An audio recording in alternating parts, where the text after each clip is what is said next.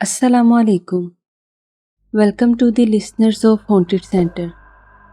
آئیے سنتے ہیں تقسیم ہند سے پہلے سے موجود ایک پراسرار مکان کی کہانی. کراچی کے مختلف حصوں میں کافی ایسے گھر موجود ہیں جو تقسیم کے وقت سے خالی پڑے ہیں، جہاں کبھی ہندو رہا کرتے تھے مگر اب جنات کا بسیرا ہے.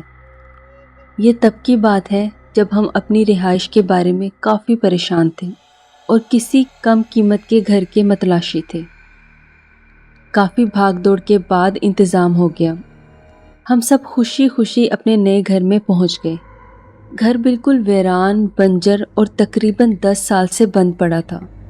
عجیب وحشت سی تھی. گھر کے سامنے ایک دیو کامت برگد کا درخت بھی تھا. ہم سب بہن بھائی صفائی میں لگ گئے. کافی محنت کے بعد گھر کا کونا کونا چمکا دیا. ہمارا پہلا دن صفائی میں گزر گیا. ہم سب کا نیند اور تھکاوٹ سے برا حال تھا. بابا نے تمام دروازوں کو چیک کرنے کی ذمہ داری بڑے بھائی کو سونپ دی تھی. وہ آیت الکرسی پڑھ کر دروازے بند کر آئے اور ہم فوراً سو گئے. دسمبر کی آدھی رات تھی. گہرا سناٹا تھا. غضب کی سردی تھی. اچانک دروازے پر ہونے والی تیز دستک سے سب ہڑبڑا کر اٹھ بیٹھے. دروازہ اتنی زور سے پیٹا جا رہا تھا جیسے توڑ دیا جائے گا. ہم ایک دوسرے کا منہ دیکھنے لگ گئے. دستک کی آواز تیز سے تیز تر ہوتی جا رہی تھی، جیسے کوئی غصے میں ہو. ہماری والدہ بہت متقی، پرہیزگار اور بہادر خاتون تھی. انہوں نے بلند آواز سے پوچھا، کون ہے؟ کوئی جواب نہ آیا مگر دستک مسلسل ہوتی چلی جا رہی تھی. امی نے 3-4 دفعہ پوچھا مگر جواب نہ آیا.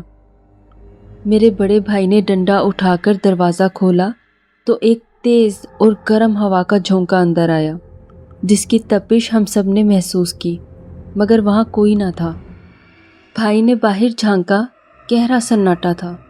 امی نے دروازہ بند کروا دیا اور ہم سب کو اپنے کمروں میں جا کر سونے کی ہدایت دی. اس دن کے بعد روز رات کو 12 بجے یہی ہونے لگا. 12 بجتے ہی تیز دستک شروع ہو جاتی. جب ہم دروازہ کھولتے تو وہاں کوئی نہ ہوتا. میری امی سمجھدار خاتون تھی، اس لیے انہوں نے دروازہ بند کرنے کی ذمہ داری اپنے سر لے لی.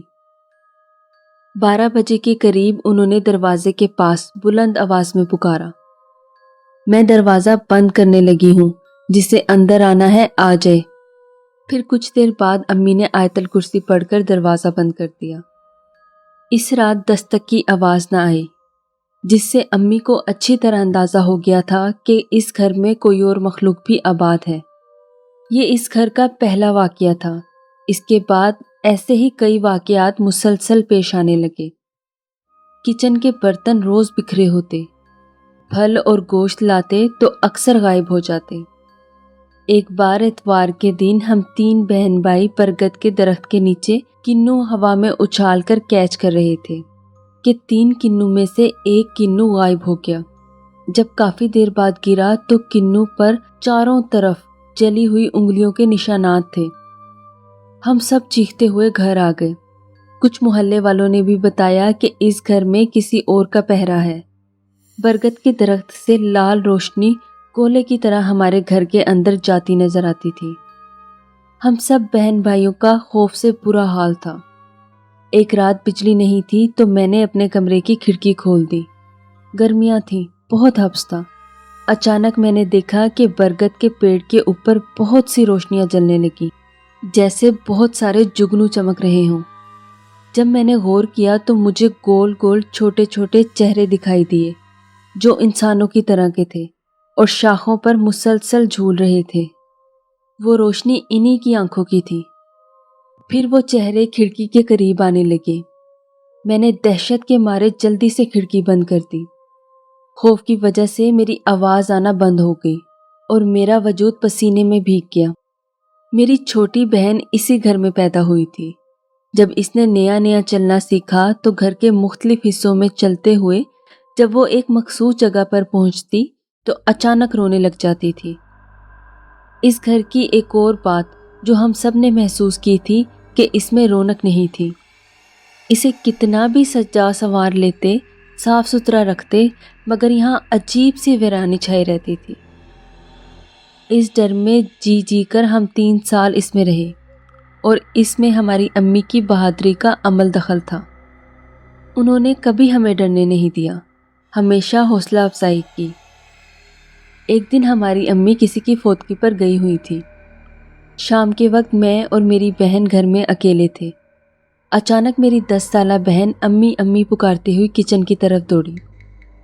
میں نے اس کو پکڑا، سمجھایا اور کہا کہ امی تو گھر میں نہیں ہیں، اور واقعی کچن میں کوئی نہیں تھا۔ مگر اب میری بہن اتنے سالوں بعد بھی اس بات کو نہیں مانتی۔ وہ کہتی ہے میں نے امی کو کچن میں جاتے ہوئے دیکھا تھا۔ وہ مخلوق میرے چھوٹے بھائی کی شکل میں بھی گھر میں گھومتی پھرتی تھی۔ اکثر جب بڑے بھائی کا کوئی دوست آتا اور بھائی گھر پر نہ ہوتے تو وہ مخلوق چھوٹے بھائی کی شکل میں بھائی کے دوست کو باہر سے ہی منع کر دیتی تھی کہ بڑے بھائی گھر پر نہیں ہیں۔ ہماری والدہ جی دار خاتون تھی۔ وہ سمجھتی تھی کہ جب یہ مخلوق کسی کو نقصان نہیں پہنچا رہی تو انہوں نے بھی مصلحتاً خاموشی اختیار کیے رکھی۔ امی بتاتی تھیں کہ ایک دفعہ وہ گرمیوں کی وجہ سے ٹھنڈے فرش پر سو رہی تھی تو 2 کمروں کے درمیان جو چوکھٹ ہوتی ہے وہاں امی کے پاؤں تھے۔ رات کے کسی پہر کسی نے امی کا پاؤں سرکا کر گزرنے کی جگہ بنائی۔ امی کی آنکھ ان کی انگلی میں ہونے والے جنن سے کھلی جو واقعی جلی ہوئی تھی۔ کافی عرصے تک وہ نشان امی کے پیر پہ رہا۔ امی نے یہ بھی بتایا کہ ایک رات انہیں کسی نے اٹھایا، وہ ان کے سرہانے کھڑا تھا۔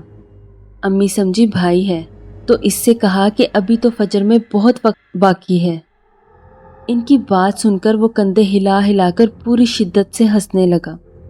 جب تک امی کے حواس بحال ہو چکے تھے وہ سمجھ گئیں کہ کوئی اور معاملہ ہے۔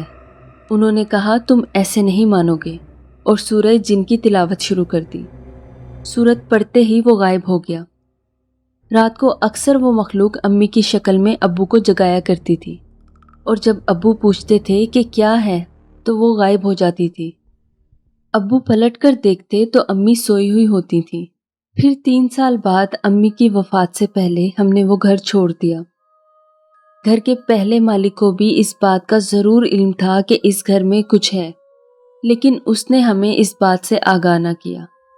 ہمارے بعد ایک اور فیملی بھی اس گھر میں آئی، مگر وہ بھی وہاں نہ رہ سکی۔ وہ گھر آج بھی موجود ہے، اور سڑک کے کنارے ہونے کی وجہ سے ہم کبھی کبھی دیکھتے ہیں کہ وہ بند پڑا ہے۔ اللہ جانے وہ سب کیا تھا، مگر انہوں نے ہمیں کبھی کوئی نقصان نہیں پہنچایا۔ ایسی ہی دلچسپ اور خوفناک کہانیاں سننے کے لیے ہانٹڈ سینٹر کو سبسکرائب کیجیے۔